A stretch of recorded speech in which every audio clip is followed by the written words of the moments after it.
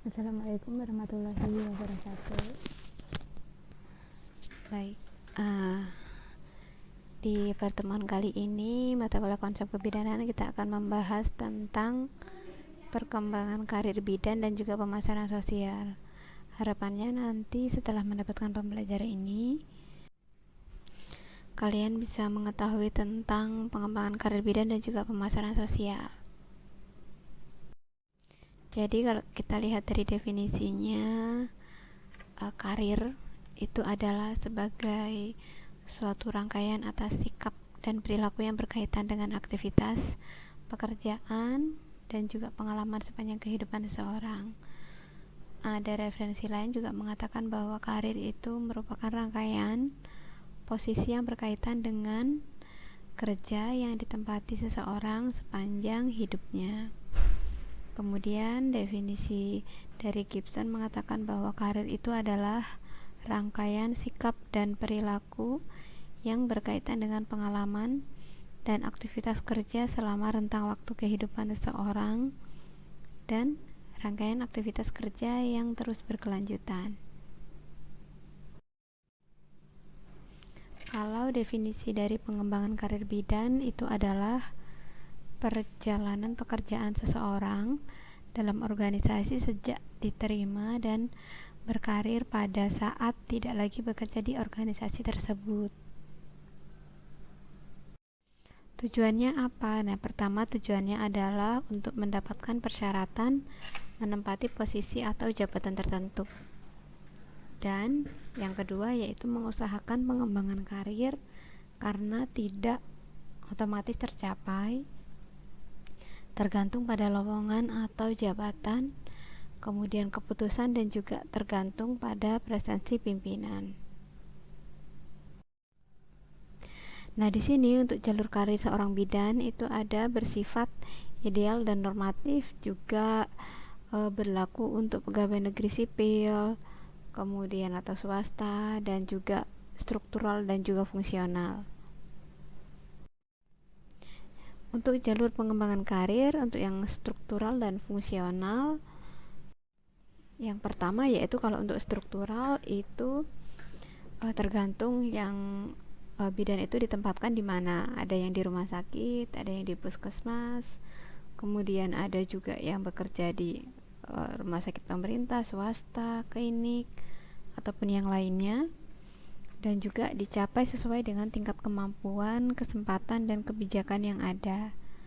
Biasanya kebijakan tersebut pimpinannya itu ada kepala ruang, kasih, dan sebagainya. Kemudian untuk karir fungsional itu disiapkan dengan menjabat jabatan fungsional bagi bidan melalui pendidikan berkelanjutan, baik yang formal maupun yang tidak formal. Kemudian akan meningkatkan profesionalisme bidan dalam melaksanakan fungsinya.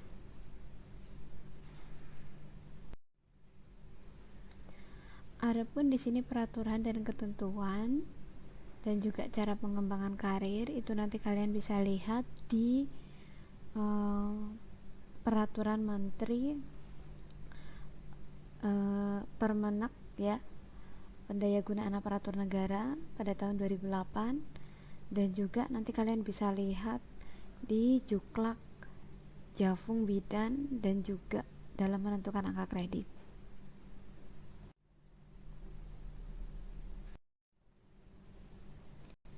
Nah, di sini untuk prinsip pengembangan karir bidan, peran dan fungsi serta tanggung jawab itu apa saja? Yang pertama, itu seperti yang kalian sudah mendapatkan teori, itu kan peran dan fungsi bidan itu ada pendidik, pelaksana, pengelola, dan juga peneliti.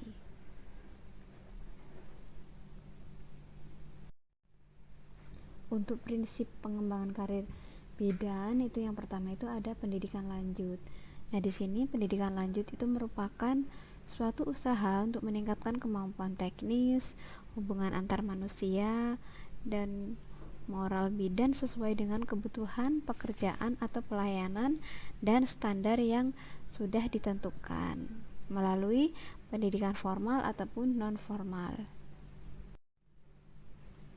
Untuk misi pendidikan berkelanjutan, yang pertama adalah mengembangkan pendidikan berkelanjutan berbentuk sistem, kemudian membentuk unit pendidikan bidan di tingkat pusat, provinsi, daerah, kabupaten, dan juga cabang, lalu membentuk tim pelaksana pendidikan berkelanjutan dan mengadakan jaringan dan kerjasama dengan pihak terkait. Visi pendidikan berkelanjutan adalah di sini ya, pada tahun 2010 seluruh bidan telah menerapkan pelayanan yang sesuai standar praktik kebidanan internasional dengan dasar pendidikan minimal diploma 3 kebidanan. Jadi semua bidan di Indonesia itu minimal pendidikannya adalah D3, nggak ada lagi yang D1. Kalau sebelumnya kan ada D1 ya. Kalau sekarang sudah D1 tidak diperbolehkan. Semua bidan harus melanjutkan pendidikan ke jenjang D3 ya, atau kalau lebih dari jenjang D3 itu lebih bagus. Kemudian dalam Undang-Undang RI juga pada tahun 2003 tentang Sistem Pendidikan Nasional juga disebutkan, nanti kalian bisa lihat di pasal 4, 5, 13, 26 dan pasal 31 ya. Nanti silahkan di searching, dicari tahu dan dibaca, dipelajari. Kemudian pendidikan berkelanjutan itu intinya adalah kewajiban kita sebagai seorang bidan untuk tetap mengikuti perkembangan ilmu pengetahuan dan teknologi, terutama IPTEKes ya, ilmu pengetahuan dan teknologi kesehatan. Kemudian kita juga harus mengetahui tentang perkembangan profesi kita sebagai seorang bidan dan untuk melanjutkan pendidikan sepanjang hayat gitu ya. Jadi tidak boleh berhenti untuk belajar gitu. Makanya kenapa bidan harus tetap melakukan pendidikan berkelanjutan. Pola pengembangan pendidikan bidan yang pertama itu antisipasi tingkat kebutuhan masyarakat terhadap mutu pelayanan kebidanan dan juga perubahan-perubahan yang cepat dalam pemerintah maupun masyarakat. Adanya perkembangan iptek itu yang memang sudah tidak bisa ditahan dan tidak bisa ditolak ya untuk perkembangan iptek. Kemudian persaingan pasar global juga sama. Maka dengan adanya poin-poin tersebut ya, tenaga bidan itu dituntut untuk berkualitas. Berkualitas dalam segi apa ya? Tentunya berkualitas dalam kompetensinya, ada pengetahuan, keterampilan, dan juga sikap profesionalisme. Menurut IBI ya, jadi di sini kita kan organisasinya IBI ya. IBI di sini bertanggung jawab mendorong tumbuhnya sikap profesionalisme bidan melalui kerjasama dengan berbagai pihak dan juga turut berperan aktif dalam upaya yang diprogramkan pemerintah baik di tingkat pusat, daerah, sampai juga dengan ranting. Keterlibatan diupayakan untuk meningkatkan kualitas hidup anak bangsa dan kualitas seorang bidan sebagai pemberi pelayanan di masyarakat, khususnya dalam pelayanan kesehatan ibu dan anak dalam siklus kehidupannya. Kemudian untuk pendidikan bidan di sini dirancang dengan memperhatikan faktor-faktor yang mendukung keberadaan bidan di tengah-tengah kehidupan masyarakat dan juga berkesinambungan, berjenjang dan berkelanjutan sesuai dengan prinsip belajar seumur hidup yang tadi bagi seorang bidan. Karena di sini seorang bidan pasti akan melakukan pengabdian seumur hidupnya di tengah-tengah masyarakat.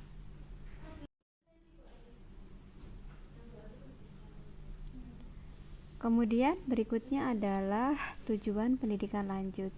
Tujuan pendidikan lanjut yang pertama itu adalah untuk pemenuhan standar kompetensi dari seorang bidan. Kemudian meningkatkan produktivitas kerja, jadi biar dalam menjalankan tugasnya itu tetap produktif, dalam memanfaatkan waktu itu lebih efisien, dan juga meningkatkan kualitas pelayanan, meningkatkan moral, meningkatkan karir, meningkatkan kemampuan konseptual, kemudian meningkatkan leadership skill, kemudian imbalan dan juga kompensasi, dan juga meningkatkan kepuasan konsumen. Sasarannya dalam pendidikan lanjut apa? Dan di sini bidan praktik swasta itu boleh melakukan pendidikan lanjut. Kemudian bidan yang berstatus pegawai negeri juga sama. Kemudian tenaga kesehatan lainnya, dukun beranak, boleh mbak dukun itu untuk sekolah itu malah bagus ya. Kemudian masyarakat umum.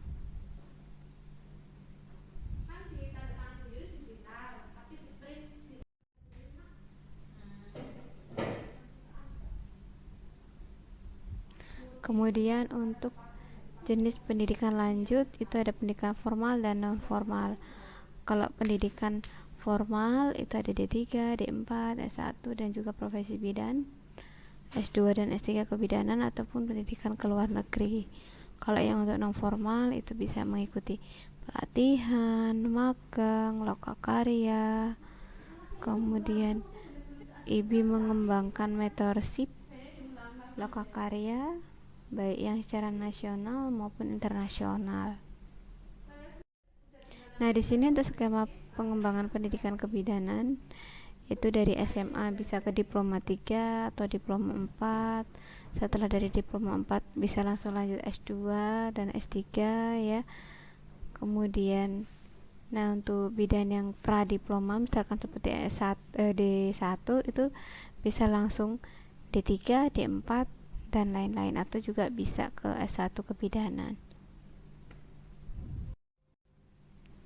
Nah, di sini untuk pendidikan berkelanjutan bidan sebagai sistem memiliki karakteristik yaitu komprehensif.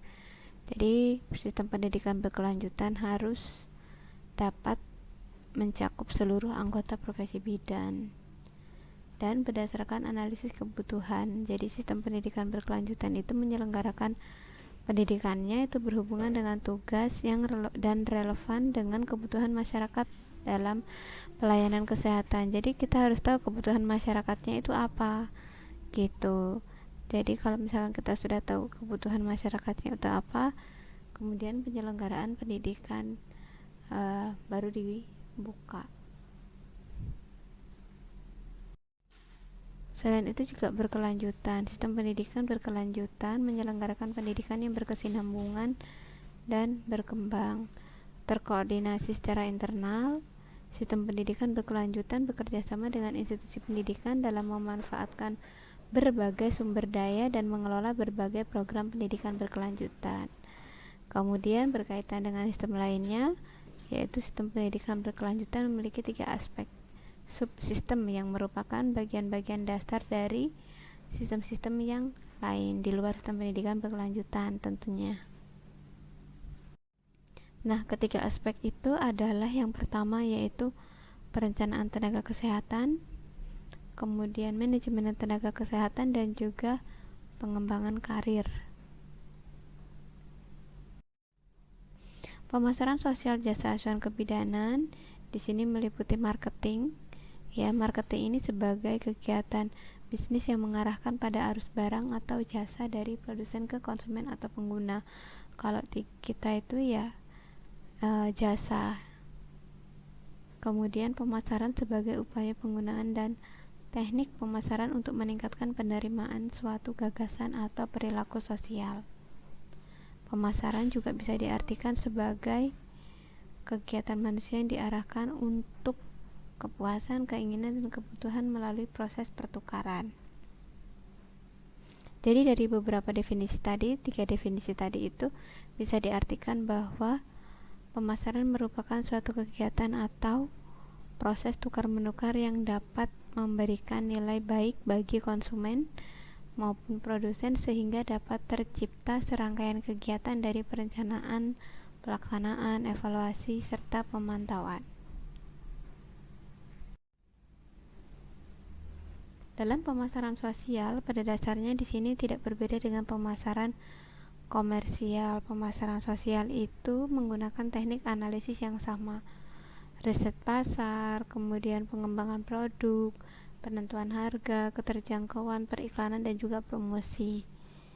Dengan demikian dapat disimpulkan bahwa pemasaran sosial adalah penerapan konsep dan teknik pemasaran untuk mendapatkan manfaat sosial. Tentu saja ada sedikit perbedaan antar pemasaran sosial dan juga pemasaran komersial. Nah, di sini untuk perbedaan antara pemasaran komersial dan pemasaran sosial, kalau menurut Departemen Kesehatan, itu yang pertama yaitu penggunaan produk sosial biasanya lebih rumit daripada produk-produk komersial. Menggunakan oralit tidak semudah minum Coca-Cola contohnya ya, karena ada aturan-aturannya. Kalau Coca-Cola ya tinggal langsung minum aja, sementara kalau oralit tidak. Kemudian produk sosial seringkali kontroversial, kemudian keuntungan produk sosial tidak cepat dirasakan, saluran distribusi untuk produk-produk sosial lebih sulit dikontrol karena biasanya menyangkut banyak pihak, dan juga konsumen pada umumnya tidak mampu, rawan terhadap penyakit, dan berpendidikan rendah.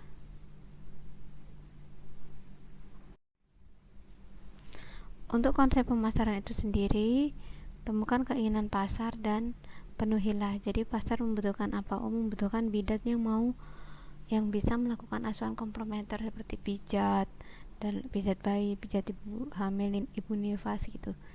Itu keinginan pasarnya, maka kita harus memenuhi itu dengan cara apa? Misalkan kalau di pendidikan itu diajarkan IBMC gitu kan, ada pijat dan lain-lain gitu.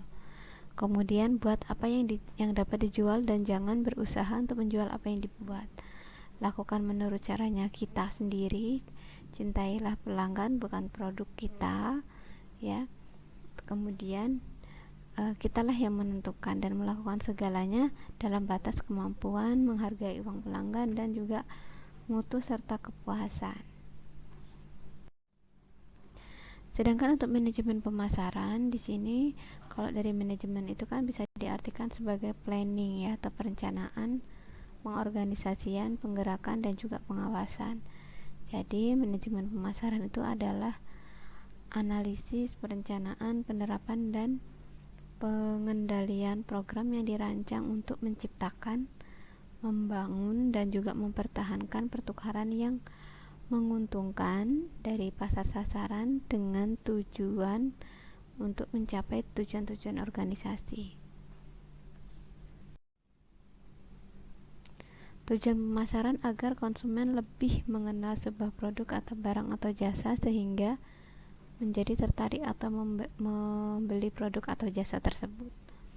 Kalau kita kan di jasa ya, memberikan pelayanan yang bermutu yang dibutuhkan masyarakat, kemudian memberikan pelayanan sesuai dengan standar praktik keterampilan yang mantap, menurunkan sensitivitas klien pada tarif, rekomendasi pemasaran gratis dari mulut ke mulut, menghemat biaya pemasaran dan peningkatan pendapatan, penurunan biaya melayani klien yang sudah mengenal baik pada sistem pelayanan. Kemudian faktor-faktor yang dapat mempengaruhi pemasaran sosial jasa asuhan kebidanan itu adalah kebutuhan, keinginan, dan permintaan. Kebutuhan adalah keadaan di mana manusia merasa tidak memiliki kepuasan dasar, kebutuhan dasar yang diperlukan misalnya pada persalinan. Sedangkan keinginan adalah hasrat akan sesuatu hal sesuai dengan kebutuhan tersebut, misalnya melibatkan suami dalam pendamping pada saat persalinan. Kemudian permintaan adalah keinginan akan sesuatu yang didukung kemampuan serta kesediaan membelinya, permintaan bidan dan permintaan pasien. Sementara di sini juga ada produk transaksi pertukaran ya. Nah, di sini kalau untuk itu yang bagian bawah sendiri itu sama dengan yang di atasnya ya, itu ke Kopas. Jadi untuk produk merupakan suatu yang ditawarkan untuk memuaskan sesuatu kebutuhan atau keinginan masyarakat. Misalnya keinginannya pada saat proses persalinan itu keselamatan ibu dan bayinya. Kemudian transaksi itu merupakan proses seseorang mendapatkan produk yang baik, memproduksi sendiri, meminta ataupun pertukaran. Sedangkan pertukaran merupakan tindakan memperoleh barang yang dibutuhkan seseorang dengan menawarkan suatu imbalan. Nah, untuk unsur pemasaran itu menurut Renal Kasandi itu adalah berpusat pada 4P, 1C. 4P sama dengan 1C sama dengan konsumen. 4P itu ada produk. Produk itu apa? Barang atau jasa atau gagasan. Sedangkan yang kedua itu adalah price. Price itu adalah harga. Menetapkan harga ya, barang atau imbalan jasa. Kemudian yang P yang ketiga adalah place atau tempat. Perhatikan kendala geografis. Perhatikan pangsa pasar. Kita mau buka praktek atau mau menjual jasa pelayanan, tapi kita tinggalnya di letak yang geografisnya sangat sulit untuk dijangkau oleh masyarakat sekitar gitu, atau tempatnya terlalu banyak bidan yang membuka praktik yang sama gitu. Kemudian P berikutnya adalah promotion, yaitu kebutuhan konsumen terhadap barang atau jasa yang ditawarkan. Kemudian 1C adalah konsumen. C-nya adalah konsumen. Ialah siapa yang akan membeli produk atau jasa asuhan kebidanan itu sendiri. Sedangkan peranan kekuatan luar akan mempengaruhi pemasaran, yaitu persaingan. Penting untuk mengetahui data tentang kegiatan, kelemahan dan kekuatan pesaing dan juga antisipasi serangan yang dapat dilontarkan oleh pesaing. Kemudian lingkungan budaya ini juga dapat merupakan kendala bila konsumen berasal dari kalangan etik yang berbeda dengan pemberi jasa. Berikutnya adalah kebijakan pemerintah. Peraturan tersebut banyak memberikan perlindungan terhadap pasar asal dapat digunakan sesuai dengan ketentuan. Lalu institusi ini dapat berupa organisasi profesi atau masyarakat yang mencerminkan kesadaran dan dukungan terhadap hak-hak konsumen. Sementara untuk strategi pemasarannya, di sini dalam strategi pemasaran itu ada 3 faktor utama yang menyebabkan terjadinya perubahan strategi dalam pemasaran. Yang pertama yaitu daur hidup produk, perkenalkan, tahap pertumbuhan, tahap kedewasaan, dan tahap kemunduran. Kemudian posisi persaingan perusahaan di pasar dan juga situasi ekonomi. Apakah ekonomi berada dalam situasi yang makmur atau inflasi yang tinggi ya. Baik, mungkin itu saja yang dapat saya sampaikan. Selamat belajar. Nanti kalian bisa belajar tidak hanya dari PowerPoint ini saja, tapi kalian bisa perkaya informasinya dengan membaca dari buku atau kalian bisa searching gitu ya. Terima kasih, pertemuan ini saya akhiri. Semoga bisa dipahami. Wassalamualaikum warahmatullahi wabarakatuh.